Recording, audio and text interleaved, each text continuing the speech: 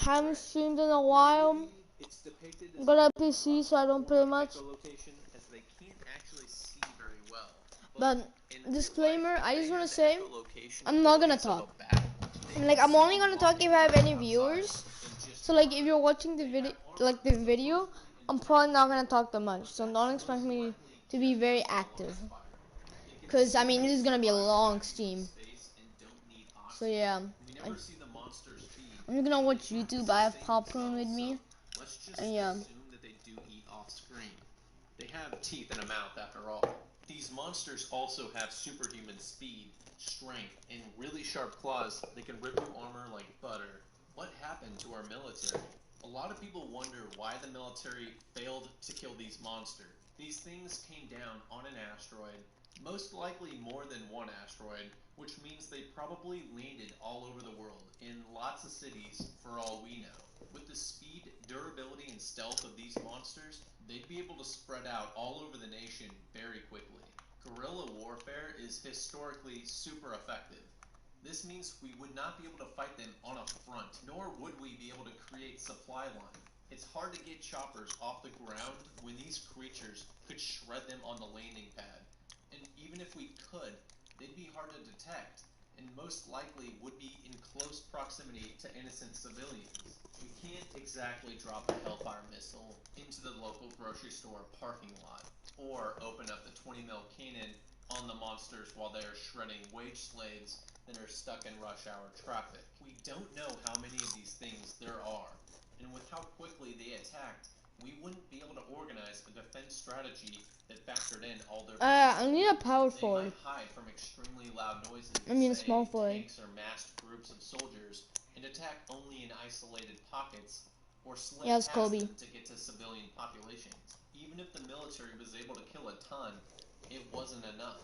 But what if we guerrilla warfare them back like we did with the British? Well, the British wore red uniforms for camouflage and walked down city streets singing and pounding on drums in formation whilst being picked off by farmers like Mel Gibson. These are ninja space aliens that might even pose a challenge to Riddick. Just kidding. Did not know who was fucking with me. In guerrilla warfare only really works if you are the minority and can hide amongst the population. So our military is defeated, pockets of resistance are all that's left, and you are now solely responsible for your own survival. What precautions do you need to take when hunting these monsters? The first rule of a quiet place is to not talk about a quiet place. All the standard library rules apply. The second rule is to not get pregnant or have kids. If you already broke the second rule, fear not. You can sacrifice them as bait or diversions before they get you killed by playing with the Turbo Man they found in a store. The third rule is to always have a pocket full of lures, things like fireworks or rocks. That way, if you get snapped up by a monster, you can create a diversion so you can run away. Luckily, the monsters have a low IQ, and if they are inches from killing you and they hear a kid pop a bottle rocket off in the distance, they'll completely forget about you. Getting the tools of the trade. Here's a pro tip. Don't worry about getting food or supplies when shit's going down. Lay low for a month or so. Your fat stores will sustain you for a while. Most people don't watch videos like this. They suck, they panic, they'll get killed. Once your neighbors all got themselves killed, you can raid their houses. And since these aliens don't eat everything they kill, there should be plenty of dead wildlife around to throw on the grill. Come on. Or human meat, if that's what you're into. If you kill one of these creatures, you could probably eat their meat as well, though they do look a bit emaciated. But who knows? There's probably a lot of lean protein under that exoskeleton. So now that the military is defeated, your neighbors are all dead, and things have gotten really quiet. You generally know what the aliens' weaknesses are, and supplies are bountiful around town. It's time to put that monster meat back on the menu. Looks like meat back on the menu. Right before we jump Damn, in, here's an MJ. That's not gonna be a good matchup for my team. clicking the like and subscribe buttons, as it really does help me to make more. Firearms. We gotta acquire some military firearms. And before you say, oh, Nerd explains, but those make sounds, and where are you gonna get them? This is a tiny brain Nice. These monsters might be resistant to AR-15s, marksman rifles, and even Madu's 50 cal machine guns when in turtle mode. But an AT-4 84mm unguided portable single-shot recoilless smoothbore weapon firing high-explosive anti-tank projectiles with 16.5 years of armor he got the penetration. rebound though. A high-velocity jet stream of molten liquid metal that is traveling at 25,000 miles per hour. But there are no triple. They say it's impregnable. As Bronn in Game of Thrones said it, give me a clear line of sight in an AT-4 and I'll penetrate the bitch. Something like that.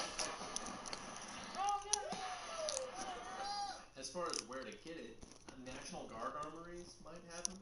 If they do, then pop on a paramotor and fly over to that base. Yes, a paramotor. One of the most versatile methods of transportation in the apocalypse. It's a bit noisy to start up, so that's dangerous. But you can be in the air in seconds, and you can turn the motor off before landing, so it's quiet. I could go on about paramotors, but just trust me on this. I wonder if you could fire a rocket launcher from a paramotor. No. Rocket launchers aside, these monsters do have a critical weakness to any small arms a civilian could obtain. And no, it's not a fucking hearing aid. See, these monsters stay turtled up when they hear loud noises. But when they get close and their prey gets quiet, they drop their shield exoskeleton so that they can tune in and listen more closely. That's when you hit them with the pump shotgun right in the ear hole. The hearing aid high frequency thing isn't really necessary, but it is helpful. I'm kind of mad Sergeant Rita Bertasky and Jack Ryan couldn't figure this out earlier. Since these monsters attack individually and not like a pack of wolves, this makes things easier. Yes, they're fast, but realistically, you could use cameras to find isolated monsters. Then, you place a radio or baby monitor, if you broke the second rule, in the middle of the field, with a remote control to raise the volume until the isolated monster hears it. Then, lower the volume until it's barely audible once they're close. When they get super close, turn the radio off.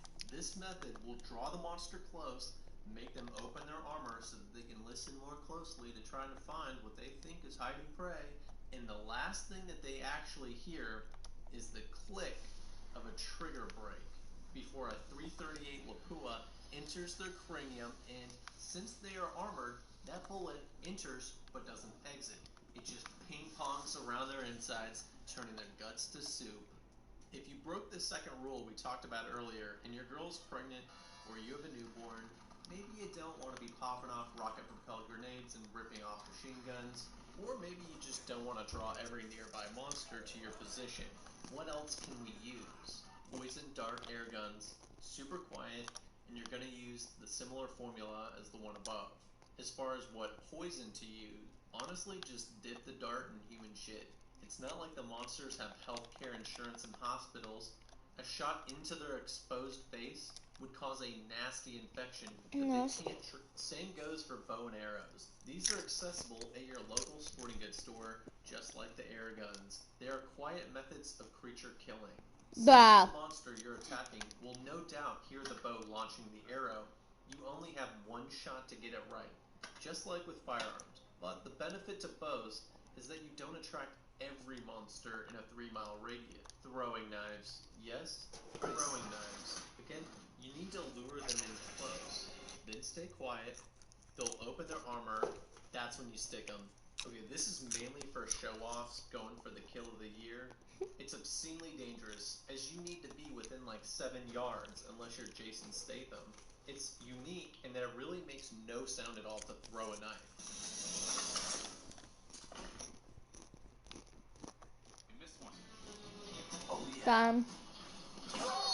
They couldn't actually pinpoint where the knife was thrown from. If you miss, they'll just attack the noise from where the knife landed instead of you. This is definitely for experts only.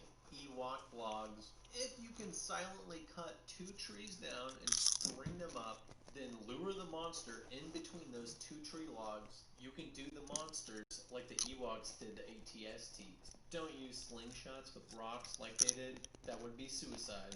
Explosives. We already discussed how an AT-4 will splatter these space aliens, but C4 is also another tool, but not in the way you might think. The monster, when turtled up, could potentially survive a close proximity blast, but given that the monsters are always using their ears to hunt you, this presents another weakness we can exploit. Projectile weapons won't be able to get through the tiny cracks in their armor, but air can. Yes, air. The overpressure caused by an explosive blast will rupture any soft tissues. The ears are the first organs to feel the change in pressure. That's what they're designed for. Ears are meant to allow people to sense minute changes in air pressure. They're extremely sensitive to pressure, especially with these monsters. A wave of pressure that lasts less than 0.3 milliseconds will leave the eardrum no time to adjust to changes in pressure. It simply tears it. Basically, the monster might survive the blast, but their primary sensing organ for hunting you gets obliterated. And now that they are deaf, they can be killed much more easily. As far as how to get C4 that close to them, baiting is easy. Burt Gummer pioneered the RC car bomb in Tremors. It seemed pretty effective. Napalm. I know that monsters are heat resistant and don't need oxygen for survival, but it's just easy to make and it's worth a shot. All you need is gasoline and packing.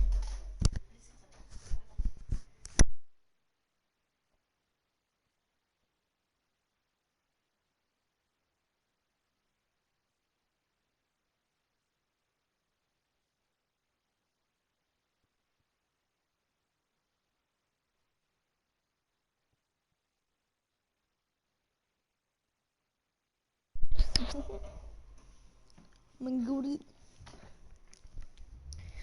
Tama.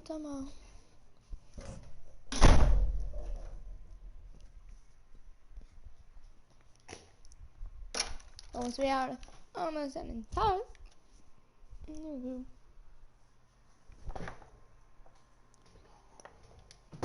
Damn. Yo, you go for it? Go for it? Okay, never mind. I thought you were wide open.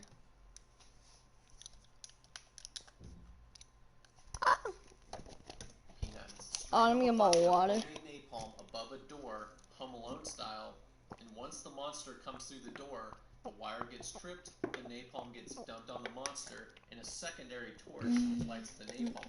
It's a Macaulay Culkin classic with a bit more of an edge to it. If the monster's ears are perked up as it walks through the door, and that lit napalm gets under their armor, it can do some serious damage. To kick it up a notch, you can add homemade thermite to the mix. 4,000-degree liquid metal getting poured all over the monster would certainly fuck up its day. Electricity. Biological organisms and electricity don't really bode well when combined. Just ask Marv from Home Alone. Since these monsters do like to swim, once they take a dip in a body of water, go ahead and throw in the toaster. So I'm gonna go 3. Or you could go high-tech and fire up a generator that's hooked up to surrounding electrified fencing. And once they try to get through the fence to attack the noisy generator, they'll be in for a shock. Bruh. Industrial equipment, rock crushers and wood chippers. If you're creative enough to find a way to get one of these monsters into the mouth of a rock crusher, it's game over. Those jaws are insanely powerful, and even if one of these monsters takes a swing at it out of frustration at the noise, if that limb gets caught in the jaws or the chipper, there's just something about killing space aliens by repurposing industrial equipment. The environment. Zombieland 2 had a great scene where they funneled the zombies onto the rooftop of a tall building, then Tallahassee leapt off the edge and grabbed a crane hook that dangled past the edge. All the zombies jumped after him, falling to their deaths. These monsters don't seem to be that smart, and it doesn't seem like their echolocation is very accurate. So, this is probably worth a shot. This is why you watch movies. When the apocalypse hits, you have all these strategies in mind. The instructions are the same if you live near a volcano or a cliff.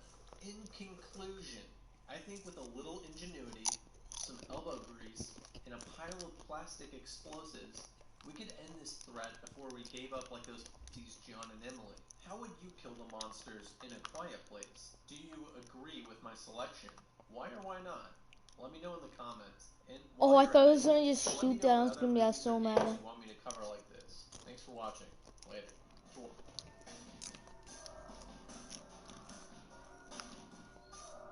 No, I'm so bad. Like I'm so Have you ever bad. watched a movie about a zombie apocalypse and thought to yourself, yeah, I'd survive that. I definitely would not be one of those flailing, ravenous, bloody-mouthed corpses running around cannibalizing innocent, good-willed men, women, and children. But deep down, you know you'd probably make a mistake that would cost you your life. In this video on Nerd Explains, I'll tell you why you wouldn't survive a Train to Busan. Ah! Train to Busan is about a zombie outbreak in South Korea where the survivors are lucky enough to be on a departing train as the station is overrun, but unlucky enough that a few zombies manage to make it aboard, as well as a few complete scumbags. Let's take a look at the specific situations and decisions that would get you killed. When you hear about a minor leak in a biotech laboratory, you should know from watching movies and playing games, it's bad news. The first red flag is free, but what comes after is on you. Texting and driving. I haven't even reviewed that many movies, and already in most of them, somebody dies in a car accident before realizing an apocalypse is even going on. I know it was a deer in this movie, but you get my point. Busan has a population density of 12,000 people per Damn. square mile. That's roughly the same as Philadelphia. Why does Philadelphia matter? Well, that's where Brad Pitt first encountered the zombie outbreak in World War Z. Philly was not a great place to be in when that went down, so I expect similar results in Busan. The point is, if you live in a large city when something like this goes down, you're dead. I also have to mention that having children in the apocalypse severely limits your chances of survival. Train security sucks and is completely unaware of a bloody psycho woman with bites all over her stumbling onto the train. A lot of people give this woman shit for jumping onto the train, and yeah, it's a bitch move, but it's also relatable. If you got Oh. bit but escaped, and you know the zombies are going to rip your guts out and painfully ravage your body, of course you flee to a safe area that just so happens to have non-infected people. And even when you know you're infected and you know you're going to be dead, survival instincts will make you do this. So the odds of an infected person fleeing towards you is pretty high. The train leaving What the right hell? before zombies start tackling and biting the train security is a bit lucky. A 5-minute delay on that train, and you better know someone with a grenade handy. The zombie woman is clearly acting and looking like a zombie walking down the center aisle.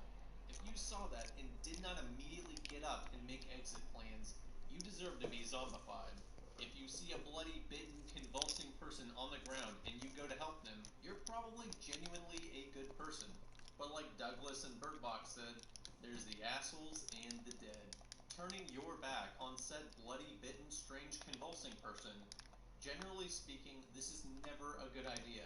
Always keep them in front of you so you can react to whatever they do. Restating the previous point, a zombie woman is clearly acting and looking like a zombie walking down the center aisle. She is biting another woman and making clear zombie sounds.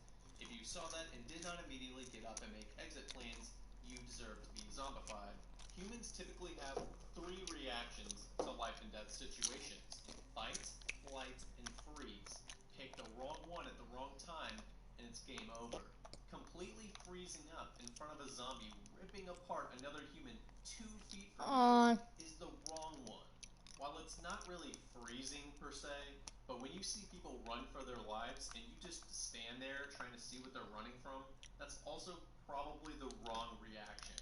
Again, this woman could have escaped, but she Challenge call. froze. This guy stood there for almost an entire minute watching zombies rip people apart. Just stood there. Run, you idiot. Also, going to the bathroom at the wrong time. Talk about getting caught with your pants down. Not closing doors and locking them with zombies chasing you. You're carrying a child. You're slow. The zombies can run faster than you and catch up to you. Their weakness is doors. Use the doors, man. See what I was saying earlier? You're infected. You're a total goner. And you open the doors trying to flee to safety by running towards the uninfected. The guy in the blue is a total G, using doors like you should. Yes, I've been saying to use the doors, but come on, man. Shutting the door on a young man and wife who clearly could have made it, is such a dick move. Again though, this is likely to happen to you. You should expect that in an apocalypse, somebody will that was a close one. the zombies and watch you die. You will also probably die because people cannot answer simple life and death questions in a timely manner. Ah! That's That was a block. flailing zombies. Are you Oh, really this here is nice. not hold it shut just in case? It seems like a very risky move. Being 6 months pregnant is a huge disadvantage when being chased by zombies, to say the least. If there's a zombie outbreak, and you arrive at the station where the military is supposed to that's so bad. and nobody is waiting for you right when you get off the train, that is a bad sign. If the military was operational, they're not going to let you walk off the train and go through the station before they quarantine you. Considering this means the military either is not there or they're infected, if you decide to get off the train, you're probably going to die. Despite how much of a scumbag the Stallion Express guy is, he is asking the right questions and using his brain. Everybody else is just blindly walking into the train station like fools. If your awareness and senses are not through the roof at this point, and you didn't pick up on a bloody helmet and riot shield strewn across the stairs, you're gonna get caught off guard and killed. If you chose the escalator where you cannot go in the opposite direction easily, you're dead. If you did not maintain enough space with the people around you, you're also going to die. The reason is you need an easy path.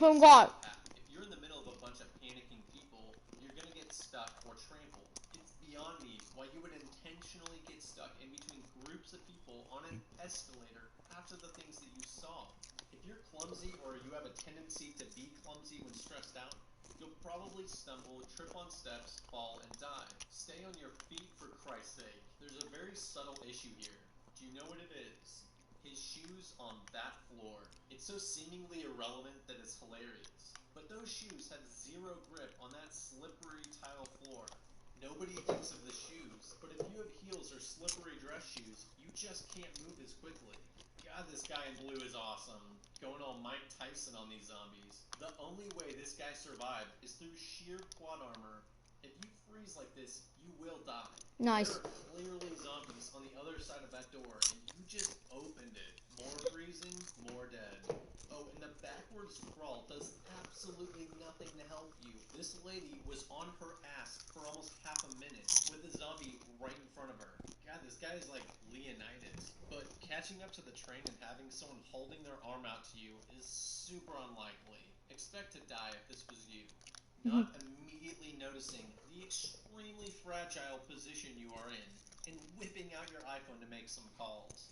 As horrific as leaving a loved one to die is, it's likely the only way to survive. I'm getting very lucky right now with those. I would do what these guys did and try to save them, but that's basically suicide. They were bright enough to get some weapons and armor, but they still left a bunch of body parts exposed, like their hands, mouth, and arms. In knife fighting, you have to accept that you're gonna get cut. In zombie fighting, you also have to accept that blood will fly and that they will scratch and claw you. If any skin is exposed, like this man's biceps, you're gonna get infected. I mean, this guy is bare-knuckle brawling the zombies. Punching people in the face with your bare hand is likely to break your hand or cut your hand and get you infected. You're basically putting your hand near the zombie's mouth when you punch them in the face. This is the other bad part about freezing up. Other people die. You should expect a lot of people to be like Upham in Saving Private Ryan, not taking advantage of windows of opportunity like this. When you finally meet up with your loved ones when you're still in danger, if you stand around mingling, saying, I love you, no, I love you more, and I miss you, we should go on a picnic after all this is over, while there's a zombie 10 feet from you, you're gonna die. There is no time for that. The guy said that the tunnel would give them 2 minutes. I timed the tunnel, and it took them 3 minutes. If that tunnel was only 2 minutes long, they'd all be on top of the luggage carriers right above the zombies when the lights turned back on. Not seeing a soda can under your foot when trying to stealthily escape. Nobody helping to get the door shut. Huge mistake. Just fleeing to the next door hoping somebody will open it and not securing the door behind you to buy yourself enough time. This type of panicky crap and dysfunction would lead to them all dying. God, I feel bad for this guy. You have one guy barely struggling to hold the door half shut, and a handful of people standing around doing nothing, waiting for another person to open the next door. As angry as this makes me, again, this type of thing would get you killed in so many situations. The bystander effect is very real and very strong.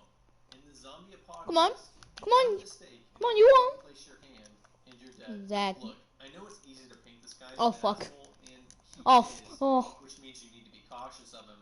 But like I said Ooh, earlier, ooh. the infected will flee. Oh, I didn't mean to pass into that. This guy I is meant to honestly pass to making a Daryl reasonable Dawkins. call. Tons of people in this movie were Oh. killed because of fleeing people that were bitten. Letting them in could easily be a fatal move, as the chance that they got scratched or bitten and were hiding it is very high. The craziness of the zombie outbreak, the stress, the loss of loved ones can make people do irrational things. This woman opening the door is further proof that being in a herd of humans exposes you to the dangers of their decisions. One PTSD-stricken person can be the death of an entire group of people. These people are also covered in blood. If you itch your eye or cut your blood-stained hand on something, you could become infected. Deciding to stop the train and flee on ground, like I said earlier, be cautious of assholes like this guy. In the apocalypse, a lot of people would 100% throw you to the zombies if they think it would benefit them.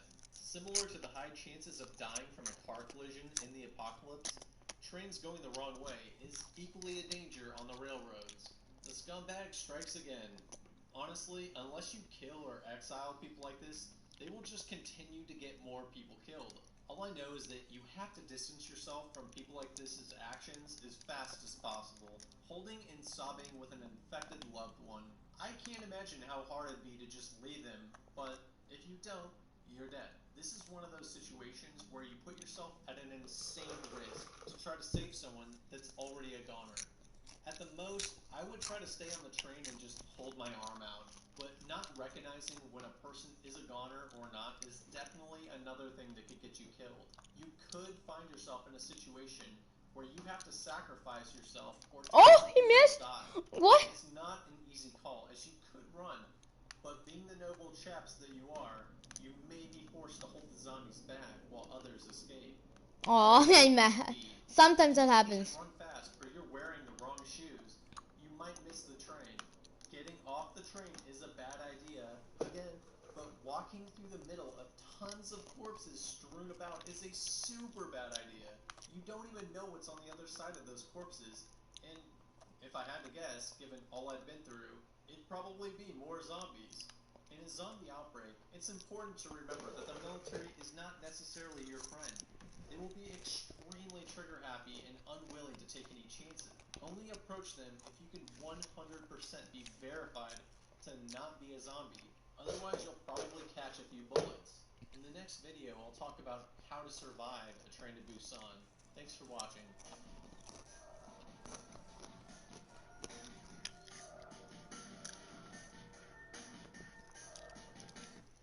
Have you ever watched a movie about a zombie apocalypse and thought to yourself, if I was in that position, is there anything I could do to not get pulled apart by frothy-mouthed, wide-eyed, raging cannibals? In this video on Nerd Explains, I'll tell you how to survive Train to Busan. Train to Busan is about a zombie outbreak in South Korea, where the survivors are lucky enough to be on a departing train as the station is overrun, but unlucky enough that a few zombies manage to make it aboard. So there you are, just chilling in your seat on the train, when you look over and there's a rabid, bloody person on top of another person biting their neck. Clearly, this is a zombie, but nobody else seems to be free from crime scene.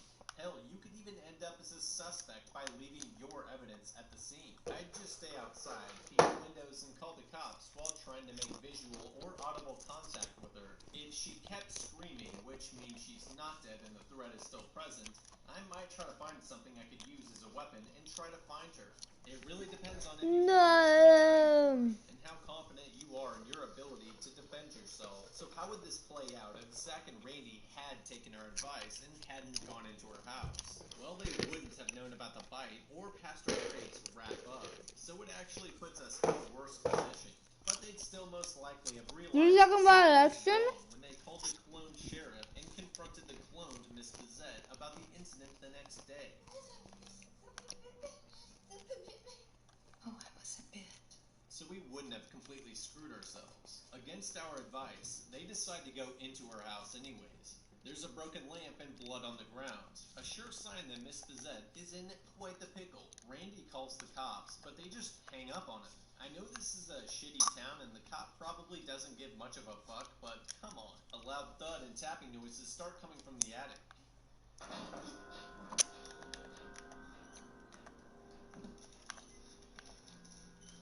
How have they not already grabbed something to use as a weapon? Jesus. 50 They points, continue to follow the boy. blood trail and open the closet door. It's Miss Bizet. She's bloody, crying, and claims something bit her. I gotta tell ya, as soon as I hear this, I'm thinking zombies. Zombies! Damn! Good D-Rose. What? Blasts out of the drywall and flies out the window. Okay, well, it's not zombies, so that's good. Zach has the bright idea to chase the thing because, as he stated, it might have rabies. How is that a reason to chase this thing? That's actually a strong reason to run the other way. The CDC explicitly states to not pet, approach, or engage any animal you suspect has rabies. This is because rabies infections are nearly 100% fatal if left untreated until symptoms appear. It literally has the highest mortality rate of any disease on Earth. Miss Bizet just needs to go to a doctor, run some tests, and get a rabies vaccine. It should be pretty obvious that we shouldn't try to catch the rabid rat Fucking that's hell. biting people in which we suspect has rabies. We definitely want to take Miss Bizet to the hospital to get some tests done to determine if she was bitten by a rabid animal. Since they use blood tests for rabies diagnosis, I'm pretty positive that alien spores and DNA would be identified.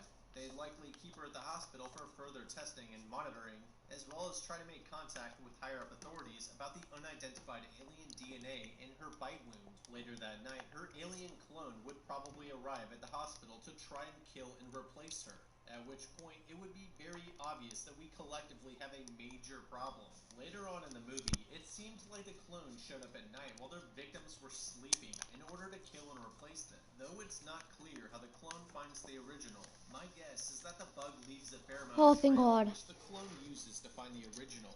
The fully formed existing clones might also help direct the newly birthed mindless clones and tell them when and where to attack.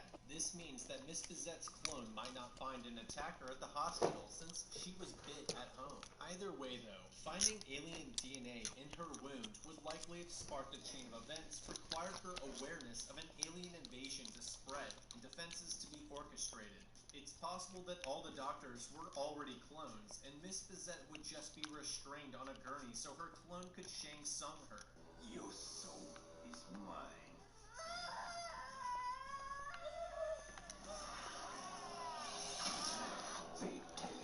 I think Randy and Zach would have helped take her to the hospital considering the circumstances. And if the doctors were clones, we'd know something was up when they started acting weird. Taking Miss Bizet to the hospital would be the most reasonable decision that coincidentally has the best chance for everyone to find out what's going on, which is incredibly crucial when under siege by body-snatching aliens. Later on, I'll talk about the plans for survival once we do realize the threat we're facing. For now, Alright. let's see what Zach and Randy should do if they did stupidly chase the bug.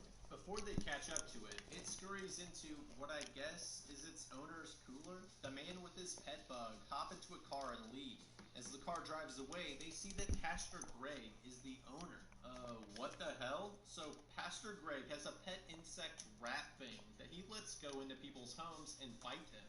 Like in the movie, What the we're hell? definitely going to want to stalk him and get more information and footage of what the hell he's up to, as well as find out why the cop hung up on us. The next day, they take their video to the douchebag from Never Back Down.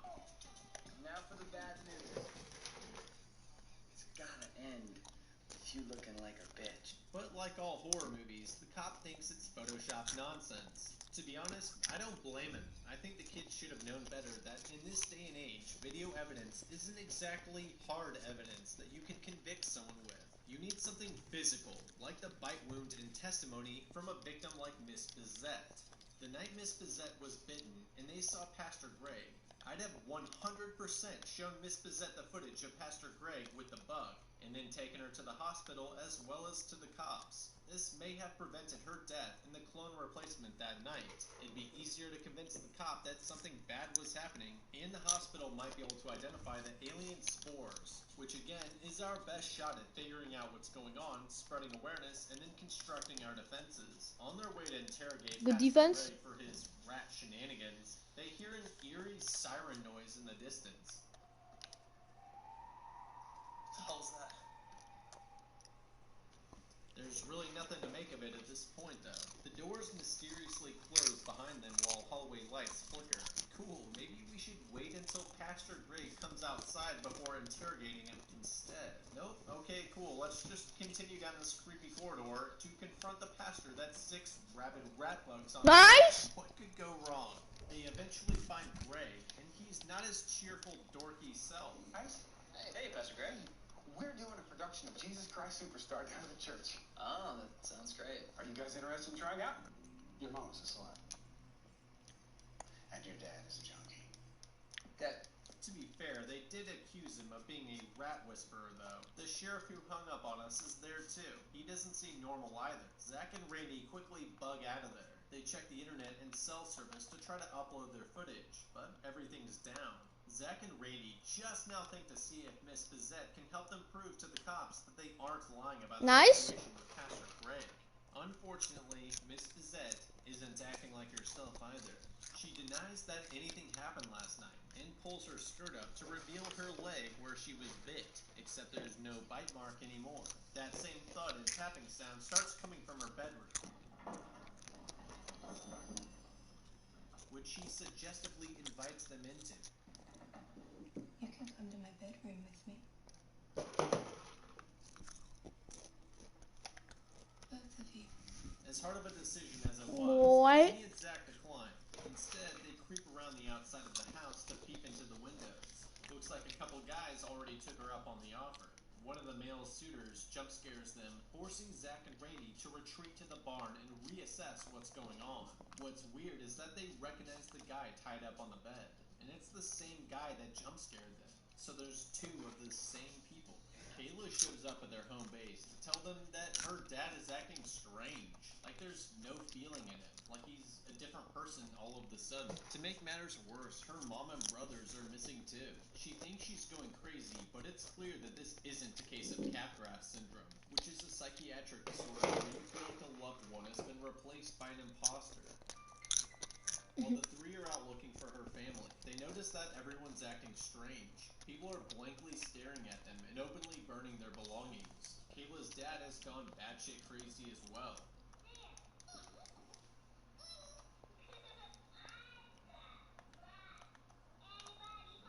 It's obvious that he's not going to be any help.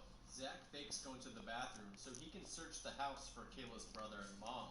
He finds Joey in the attic, hiding from his dad. Zach tells Joey to go downstairs to his room and hide, which is really stupid considering the attic is a much better hiding spot than his room. I don't know what he was thinking with that suggestion. He also finds Kayla's mom, so the towel vent. Kemba! That's going to be a tough one to explain. Alright, come on. This is the last play. If they score, I lose. The first priority is to get Joey out of there. Leaving him with a murdering psychopath is not an option. To me, it seems like you have 2 options. Either stealth it or get violent. My god, are you kidding me? The house without Joey to avoid confrontation with the dad.